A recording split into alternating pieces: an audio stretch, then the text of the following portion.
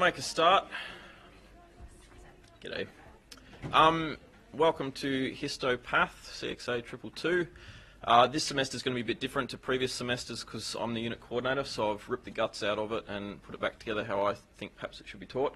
And for the first semester ever, we finally got slide boxes for you all rather than one slide of each pathology to share between 40 students. So that was a big win for me, and $5,000 later.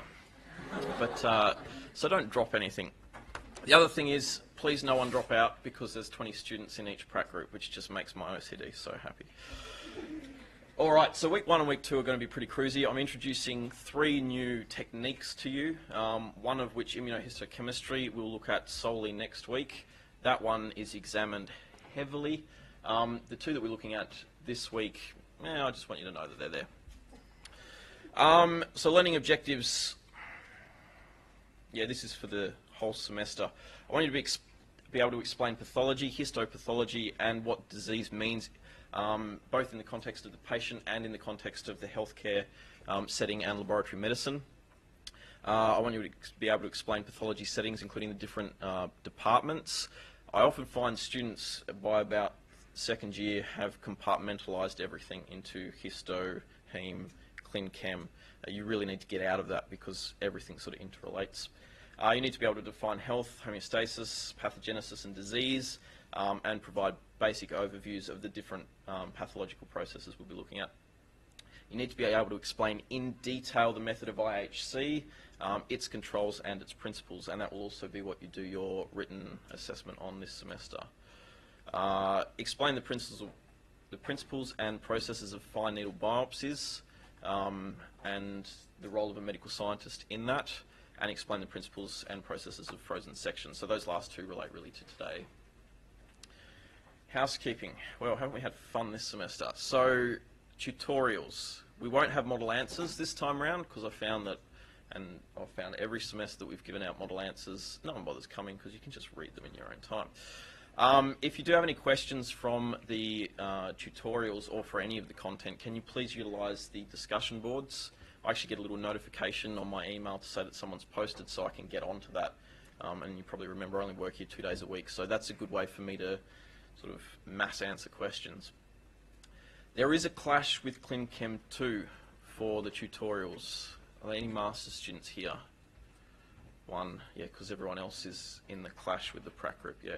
So basically, because the student numbers have doubled, the prac groups have doubled, the timetables office has had a meltdown, so there's just clashes everywhere. So bear with us with that. If you can't make it to the tutes, I'm not worried. Just make sure that you go through the tute questions in your own time and utilise the Milo discussion boards.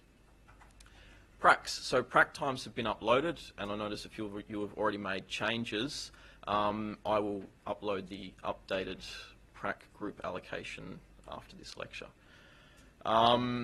Prac books will be provided free of charge. They are completely new prac books, so if there are any typos in them, you'll have to forgive that. It's sort of rushing it through to get it printed for the beginning of the semester, but it should be alright.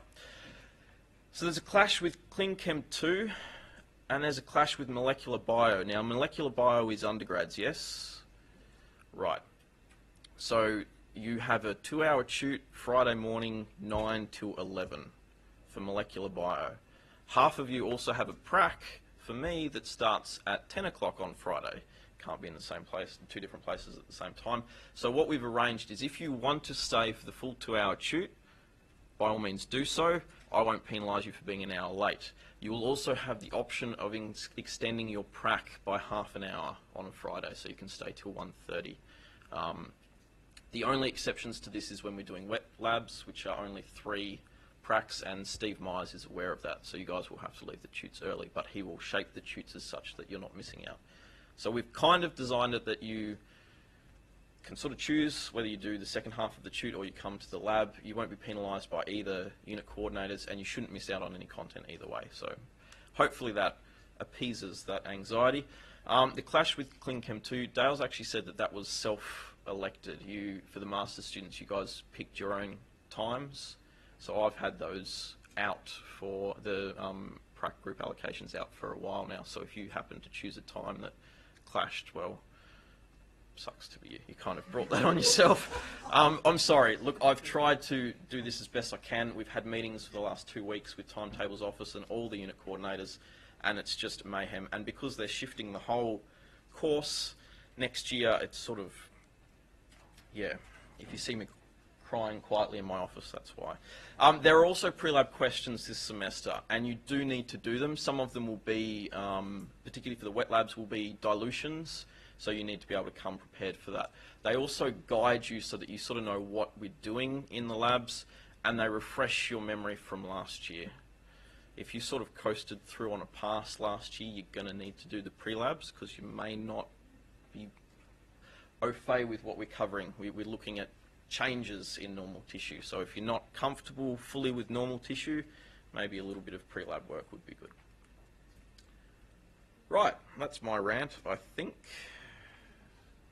Yes. So this should all look familiar from last semester. Fixation, cut-up, processing, embedding, microtomy, and staining. This is the process of histology. This is your role as a scientist. We're now deviating from the scientist's role, and we're now looking more at what a pathologist does to put your role into context. This unit has had a lot of changes over the last 3 years, basically because I've tried to cut out the core pathology of it, in as much as it used to be 140 slides of different pathological processes, and you would just be thrown in and have to memorize them. You don't need to do that in the workforce, so I've broken it down into different pathogenic processes, and I've provided examples of them. So as long as you can recognize the pathogenic processes, if you can't come up with a specific disease name. Meh. Right, so what is pathology? So suffering, pathos, and the study thereof. So we're studying suffering. Sounds about right. It's the bridge between clinical practice and science. It involves the investigation, the causes, and the underlying mechanisms. So no pathology, no healthcare. Has anyone seen this? This little no pathology, no healthcare phrase? No? Great, because it's an initiative by the Australian government to bolster the awareness of pathology by campaigns, Facebook ads, and all the rest of it. So if medical scientists, students haven't seen it, it's doing well, isn't it? They do have a Facebook page. I would recommend jumping on there. It does have some useful information. And it's made up of stakeholders, so this includes private and public labs and path professionals, and also the suppliers as well. You'll find once you get out in the workforce, the suppliers throw money at you guys as scientists. Like Dako, for instance, they provide a lot of our antibodies, and they provide it cheap because they're hoping that if I say Dako enough to you guys, you'll be out in the workforce and you'll be buying a new antibody, and you'll think, who does Oh, Dako, that's right. So there's a lot of supplier involvement with that sort of thing as well. The RCPA I mentioned, did I mention that to you guys last semester? Maybe, maybe not. Jump on their website anyway. That's the Royal College of Pathologists in Australia. They govern everything we do. So they tell the pathologists what to do, the pathologists tell us what to do. So they've got on their diagrams of how to cut up things like gallbladders, how the reports should look, and the legal requirements. I don't know where I got this quote from. Oh, I got it from RCPA, and that's good. Studies show that pathology is involved in 70% of medical treatment decisions in developed countries. So that just sort of puts into context, we're talking histopathology, but the path lab itself is involved in 70% of medical treatments. And 60% of Australians had a pathology episode, so a test set, on average each year. So it's fairly important what you guys do. There's a lot of money in it. That just doesn't trickle down to us. Main pathology areas. So we've got anatomical pathology. Any idea what they're involved with? No trick questions, it's all in the name. We're looking at gross cut-up. So they are one above histopath. They're looking at whole organs, autopsies, mortuary work, that kind of thing. Then it filters down to us, histopath. We're looking at it under the microscope. Microbiology. We're looking at microbes. Hematology, we're looking at blood. Immunopathology is a branch, in essence, of histopath and molecular. Chemical path, clin chem. Cytopath is folding last year, 2017, but I'll cover that more when we get to reproductive. Essentially, the way pap smears used to be done has changed, and that's decreased their workload by 80%. So, yeah, we can cross them off the list, but don't say that to any cytopathologists because they get quite teary about it these days. And molecular path. And this is where we're all headed, to tell you the truth. If you guys have an option, while I'm trying to push you into histopath, if you get an option when you're out there, where do you want to start your career? Start here, because this is where all of our careers will end up in the next 50 years. So if you start there, you get a head start. If you beat me to it, you'll be my lab manager one day. So health, it's a state of complete physical, mental and social well-being. We're not as concerned with the last two there. We're focusing more on physical in this course. It's an absence of disease or disability. It's a state of homeostasis, in essence. So what is homeostasis? Have you guys looked at homeostasis before in some degree? Cool, so I won't go into too much detail, but basically it's the mechanism that keeps the body at balance. So we've got electrolytes, we've got blood coags, temps, pH, hormones, blood pressure, pulse, and they're all things that you've probably seen or will see in your degree feed into different units. Electrolytes, pH, they both feed into clin chem, blood coags, and blood pressure and pH of the blood feed into hematology. So we're still looking at pathology in an overarching sense. For us, it's these three: cellular proliferation, differentiation, and metabolism. And these are also systems that are controlled within the body through different proteins and DNA processes, and if they get out of whack, then we lose that homeostasis. Got an analogy of a thermostat, which works for some. So disease, the absence of the state of health. So we've defined health. Disease obviously is the absence of that. It's the body's response to change or an abnormal mechanism within the body, mind, or a part thereof that moves it away from equilibrium, that moves it away from that state of balance. We've got epidemiology, which is the incidence, the distribution and the control of disease. Etiology, we're looking at the causation. And pathogenesis, which is where we're going to spend most of our time, is disease development. So how does the disease actually take hold of the body, and then how does the body respond to that? So we can break pathogenesis down into a few different responses. So we're talking here about the body's response to a disease process. We've got inflammation, the body can actually degenerate. We've got fibrosis, carcinogenesis, and immune reactions. And these are basically the 5 different pathogenic processes we're going to look at this semester. So if you can begin to recognise the cellular involvement and how they affect the architecture on a whole, then we're cooking with gas. We'll throw in a few extras as well as we go along, but basically this is what this unit boils down to. And we can classify disease based on the body's response. In terms of the diagnostic process, these are the steps taken to arrive at a clinical conclusion. So we've got history of the patient. This involves the socioeconomic background of the patient, environmental, medical history, those sorts of things. Symptoms are what a patient tells us, and signs are what we see. So you'll often find when you get onto the symptoms side of things, patients will tell you way too much information, but if you can work through that, you might start to glean an understanding of what's going on. Differential diagnosis. So once we've got history, symptoms and signs, generally we'll come up with a list of most likely causative agents or pathological processes, and then we'll go on through a checklist of steps, whether that's clin chem tests, whether it's hematological analysis or histopath, and we'll come up with a clinical diagnosis, and then that in turn informs the prognosis. So a prognosis basically is the predicted outcome for a patient. And these get really tricky for us because that's all the patient's really interested in, and it's one of the hardest things to predict.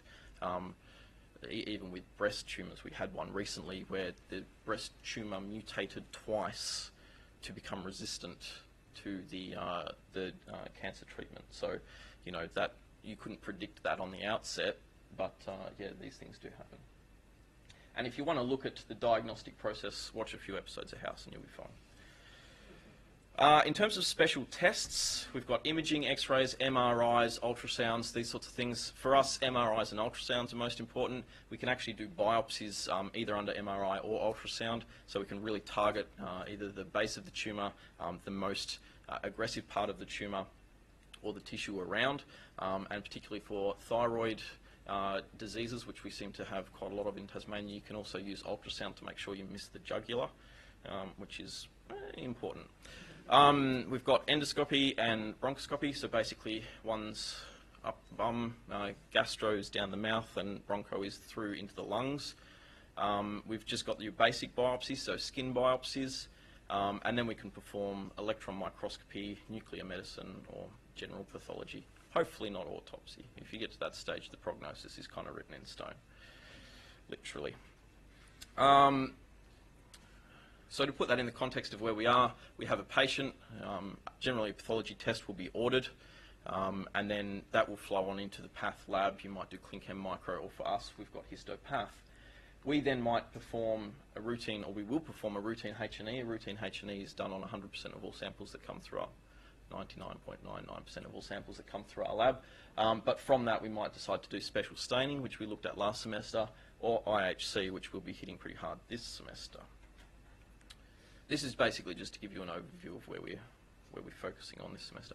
In terms of special stains, I expect you guys to know the ones that are written up here by the end of this semester. So we've got Van Giesen or Masson's trichrome. I was going to ask you what they stain for, but it's a bit redundant.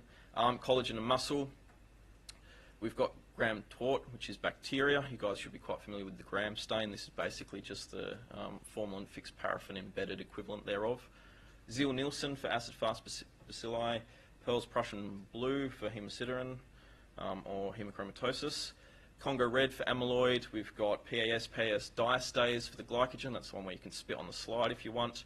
PAS Alcium blue for your acid or neutral mucins. So generally we're looking at bowel pathologies or chronic reflux to see if the esophagus has actually changed its epithelium in response to that constant acidic assault. Or the Gordon and Sweets reticulin. Did we do a retic stain last semester? A silver one came up black? It was a silver one. All the little fibres came up black. We did. Oh, awesome. Okay, cool. I put this up here because it's just a friggin' awesome stain. So it's a pentachrome stain. I was going to say pentatrichrome stain, but that's oxymoronic. But it does contain the trichrome stain as part of its component. So it's basically 5 stains all layered on top of each other to create just an awesome picture. So this is actually your cartilage. And your smooth muscle, and then you've got some of your elastin fibres rather than your reticulin fibres staining black. Your goblet cells are staining positive. There's just so much going on there. We won't be doing that this semester, but I'd love to, just as a summer project, stain one of those. Why not? Right, so odds and ends, this is basically for the rest of the lecture, and we're going for time.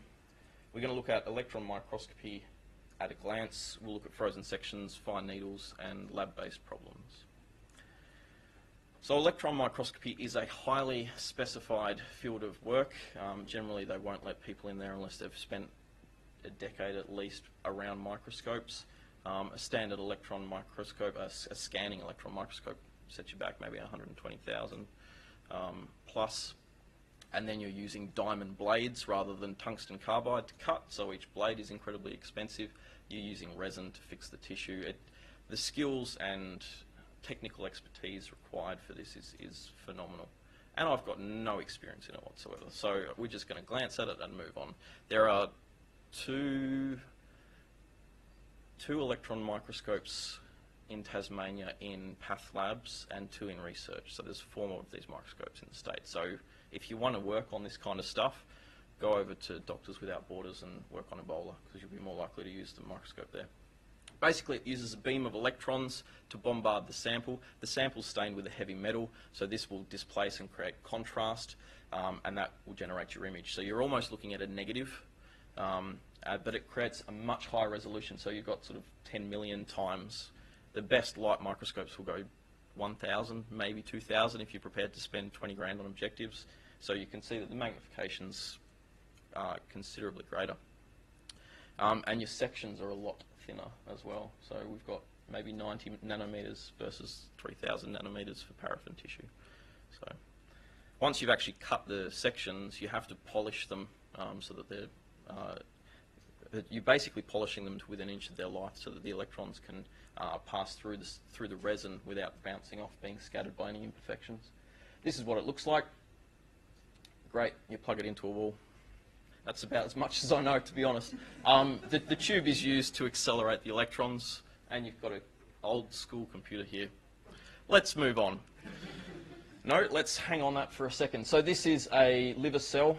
with a scanning electron microscope image, and this is what we would see in the histolab. So you've actually got your mitochondria and your Golgi apparatus staining up there positive with a fair amount of detail. So you can actually diagnose metabolic diseases based on the appearance of the mitochondria using scanning electron microscopy. But the expense of that is considerable, so more often than not you'll just use clinical chem. We will use electron microscopy for renal biopsies, yeah?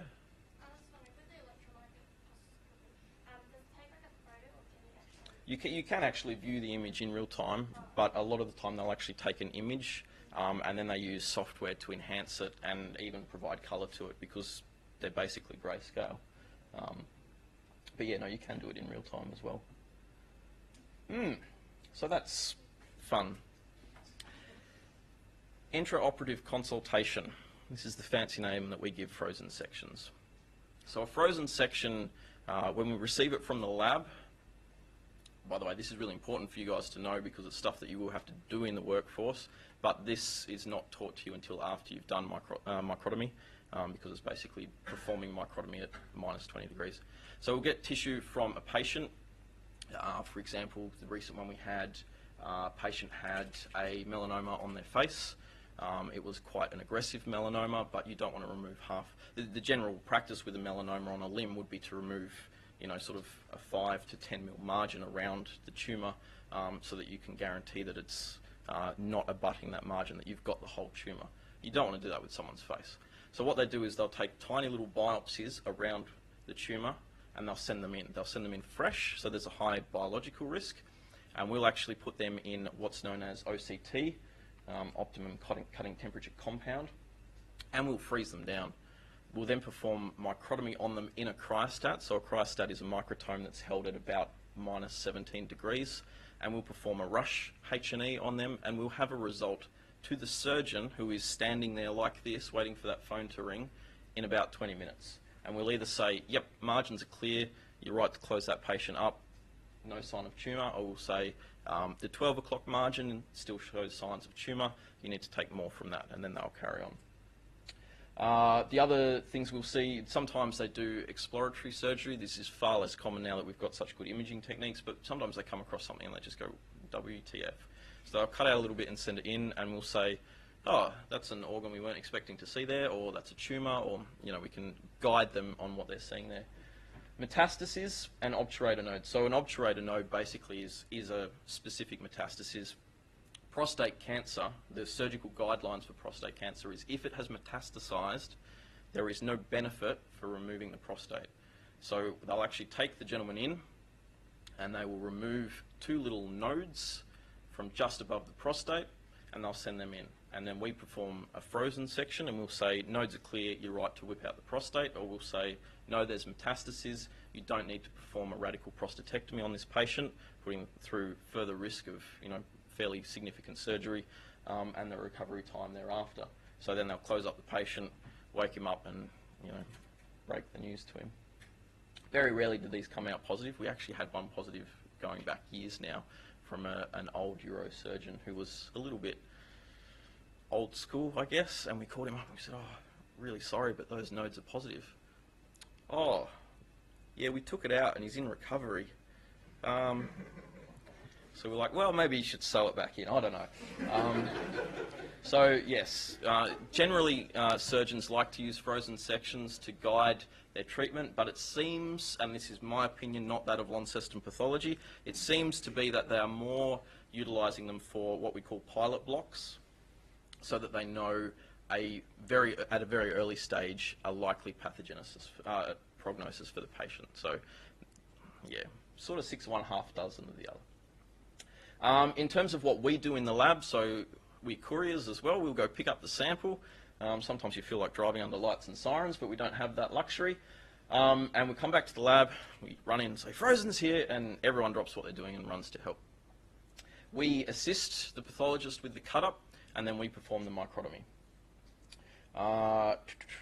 Yeah, rapid staining. So from when we get the specimen, when the specimen hits the lab to when the phone call goes out, about 20 minutes, and it's quite stressful.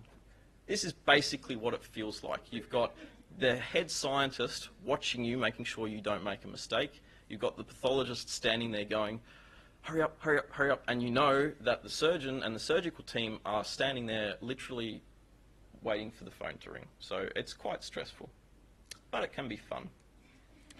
In terms of issues, water.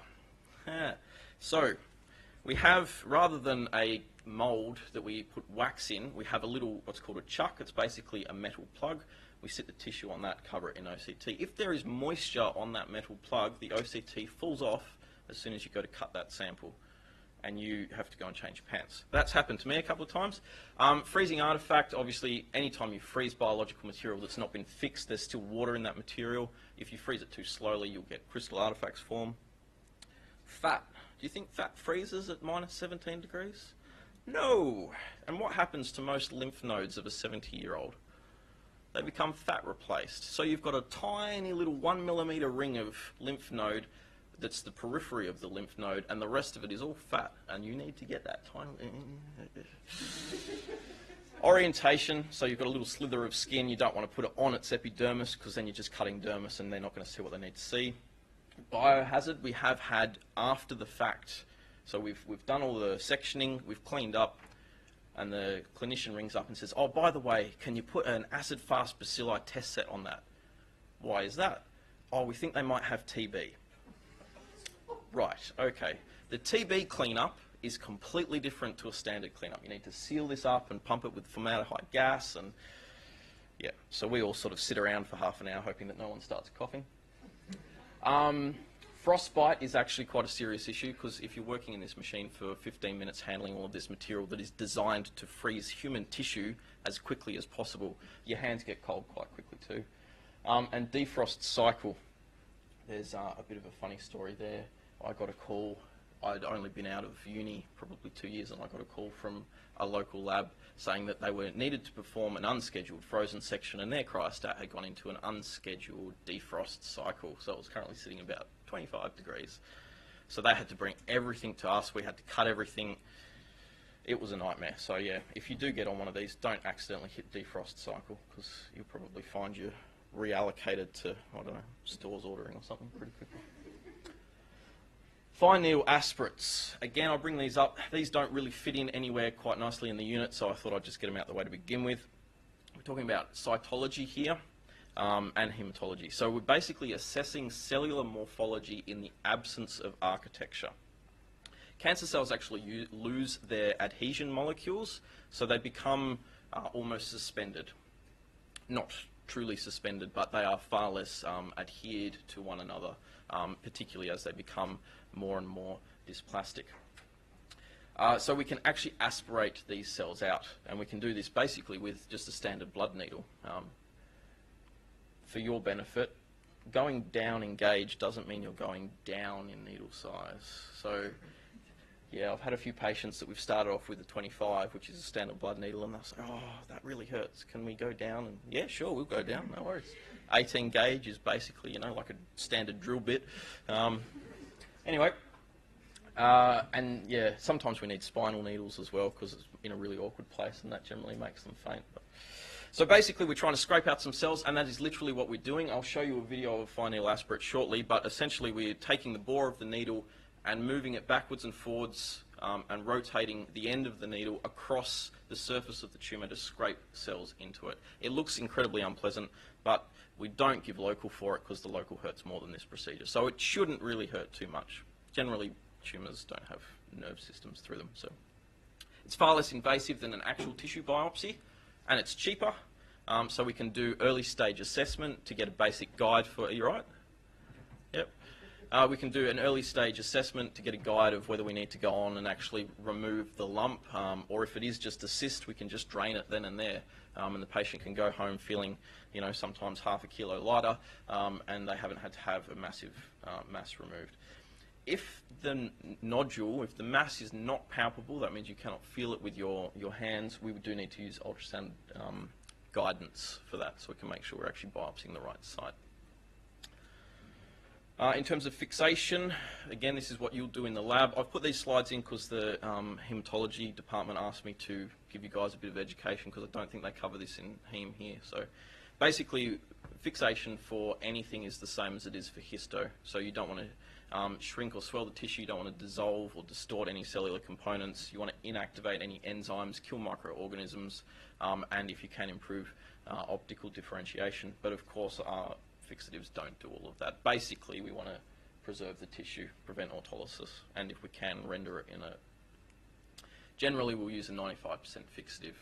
This is the ideal fixative, and it preserves the nucleus, which is what we're most interested in.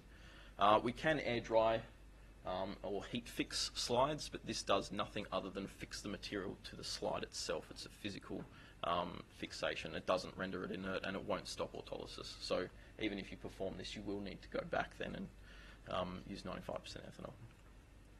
In terms of staining, you can all kind of go glassy-eyed for this, that's fine. We've got the Papanicolaou stain, which we still use routinely for gynecological specimens, but as I said, gyne cyto is fading out now, so we're more moving over to the DifQuick, which is basically a modified Romanowski stain. Means nothing to you now, but by the end of Heme 2, you will have done these to death. It's a very rapid process, can be used on blood and non-gyne smears, and reduces a 4-minute process to about 15 seconds, so it's great fun for us. Plus it's really easy to automate, so you just whack them on the stain and hit go. That's probably all you really need to know there. The Papanicolaou stain is interesting because it's a polychromatic stain, so it will actually, using 1 or 2 staining mechanisms, will create a hue of colours depending on the cell's maturation and metabolic processes. So this is what we see. This is the H&E. This is epithelial cells from a fibroadenoma. So this is a relatively benign breast tumour. This is what we see on the section. This is what we see with a DifQuick stain, and this is a Papanicolaou stain. So you can see straight away we're assessing the morphology of the cells as an individual rather than in the context of architecture. So I kind of lose all interest because architecture means the world to me. How are we going for time? Oh. Cooking with gas.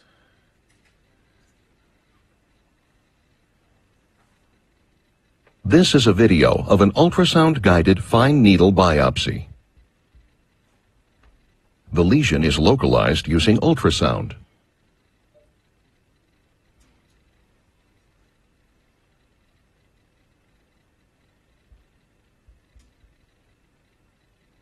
This is the lesion to be biopsied. Okay, sure. The skin is punctured with a needle. The needle is attached to a syringe with a pistol grip. The syringe is aspirated and the needle is pumped back and forth in all directions. That's the most gentle aspiration I've ever seen. The aspiration is monitored using ultrasound. You've got to get right in there. But yeah, you can. This is the needle in movement.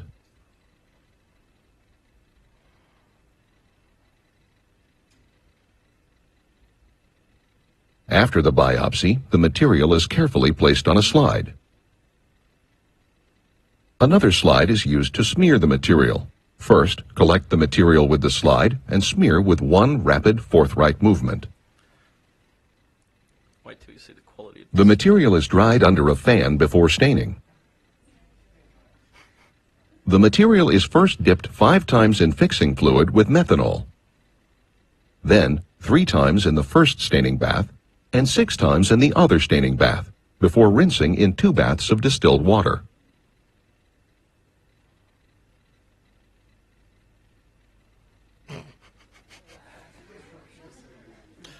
The specimen is examined under a microscope with a 10 or 20 magnification lens immediately after staining. Yeah, so you can do assessments then and there. Generally we'll send a pathologist up to do that, but that's very rare these days. Most of the time we're doing either a little breast lump or thyroid, or there might be a lump around the armpits or groin that they want assessed. But yeah, very rarely do we need to actually stain it there and tell them if they've got enough material.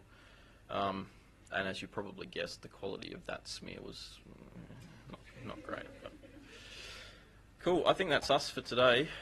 You do have homework, so there is a safety induction under the assessment tab under quizzes, right?